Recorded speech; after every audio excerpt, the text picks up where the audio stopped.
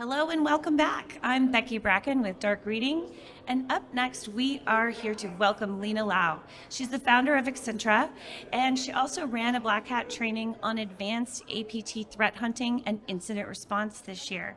Lina, welcome. Thanks for joining us. Thank you for having me. Now, you were saying that your training was the fourth most attended at Black Hat this year. Yeah, it surprised me, honestly, but I don't think there's a lot of trainings that cater to advanced incident response. I think there's a lot of mid-intermediate level training, but not a lot of trainings that target the more advanced kind of attacks that you would see. Interesting. Okay, well, I know there's definitely a lot of interest in that. When it comes to threat hunting for APT, how is that different than your run-of-the-mill threat hunting? Yeah, so I would say the difference primarily lies in the motivations of the threat group you're trying to hunt. So generally when an organization does their threat hunting program, we always recommend that they develop hypotheses based on the types of threats that would target this sector that the organization is in. And then from there, the nature of APTs can be completely different. I mean, sometimes you get APT groups that aren't super sophisticated in what they do, but that's not to say that they don't have the skill, but rather they don't mind if they're caught. Whereas if you're looking at something like espionage or something that's more politically motivated, the threat actors might deploy more advanced methods. I hadn't heard that before, but yes, it's some of those, it's just they don't mind getting caught. That's interesting. You see that quite often. A lot of the times, depending on what APT you're looking at and what country they're linked to, they might use contractor units to perform the attacks. And then that's where you see a divergence in the types of techniques they use. How interesting. Yeah. So what kind of attacks are you seeing that are very prevalent amongst these APT groups? I would say in the last 2 to 3 years, there's been a massive focus on the cloud, especially because most organizations have some kind of hybrid environment going on. And so in terms of the techniques, it's a lot of on-prem to cloud lateral movement, cloud back to on-prem lateral movement type of things. Things like compromising the ADFS server, passing the token attacks, methods of bypassing 2FA in the cloud. And do businesses by and large tend to, based on your work, do they underestimate the vulnerability from cloud to on-prem and vice versa? Yeah, I think there's a big knowledge gap and information problem in the industry. There's a lot of write-ups and blogs and education around how to prevent on-prem attacks, and not so much when it comes to the cloud. I think just from my experience in terms of clients and casework, I noticed that there's a lot of confusion around. Clients think that if you have 2FA enabled in the cloud, it prevents a threat actor from logging in to the cloud, which isn't the case because there's things like access tokens, primary refresh tokens, and a whole suite of things that a threat actor could do to bypass 2FA. So it's not a complete control. Okay, and so techniques that they are using for these attacks are, I'm sure they range from phishing to... Yeah, so you see the whole breadth from anything like phishing emails to installing malicious applications, abusing OAuth 2. Then you see all kinds of things like backdooring the ADFS executable that sits on the ADFS server, all the way through to the Golden SAML attack, which we saw back during the SolarWinds attack. So how do enterprise teams set up threat hunting? How do they assess their need for a threat hunting program? And what are sort of some baby steps that maybe a company could take to up their threat hunting game?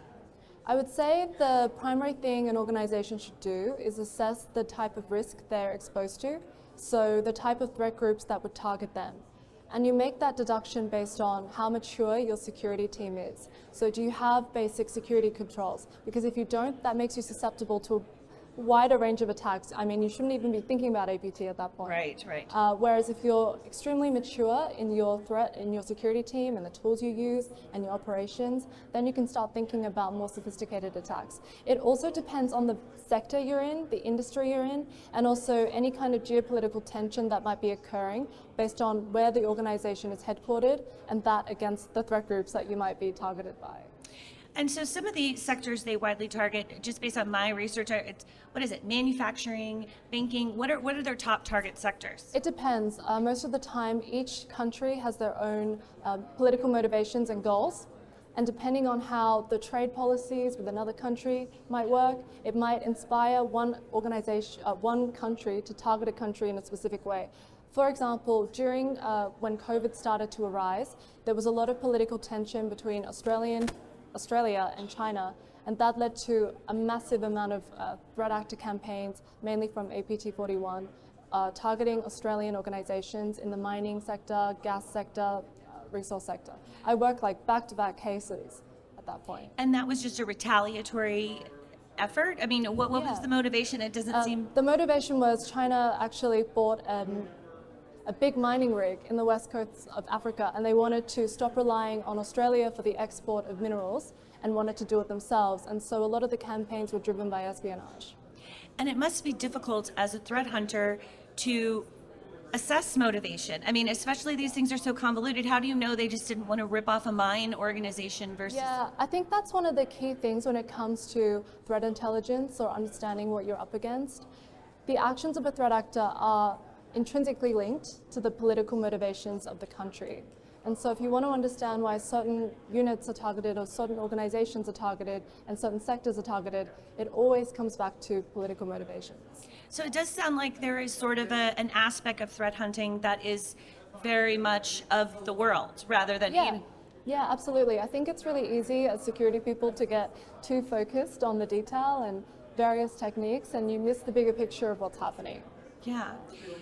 Are there APT groups that are on your radar that you are particularly watching or tracking or that are really doing damage right now? Are there any that you would call out? I would say I focus more on the type of techniques and the development of techniques that happen. Okay. Yeah, I would say now the more insidious attacks that a lot of them are getting away with, because a lot of companies, organizations and security teams don't know how to detect, occur more around abusing hybrid cloud environments.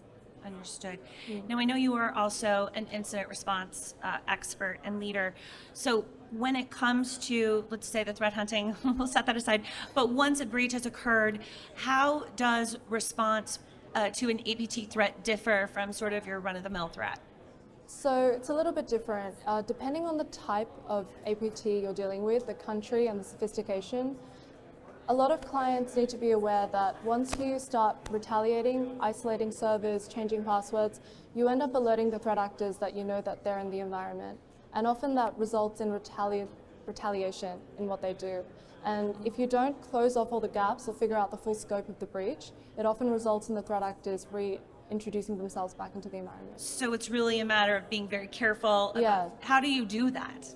I think the first thing, it's getting the incident response steps right. A lot of organizations jump straight to remediation or containment prior to knowing the full breadth of the attack. I mean, how can you contain and isolate systems without understanding how widespread the problem is? I mean, you're containing something where you don't even understand how they got in or the issue.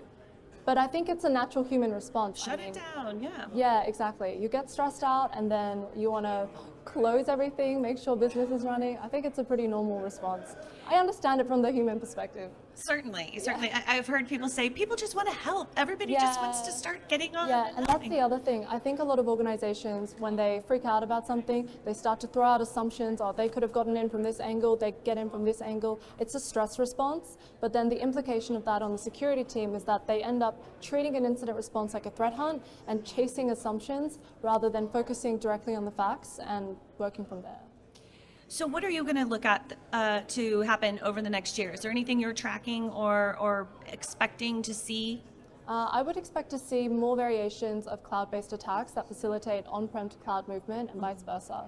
And I think that most organizations should focus on amping up their threat team and their detection capability in terms of those types of attacks. And I guess if you look at it from a stress perspective, more threat hunting at the back means less stress at the front means less stress at the back. Ideally. Lina, thank you so much for stopping by and sharing this with us. I was very excited to talk to you. Yeah, thank you so much. Thank you.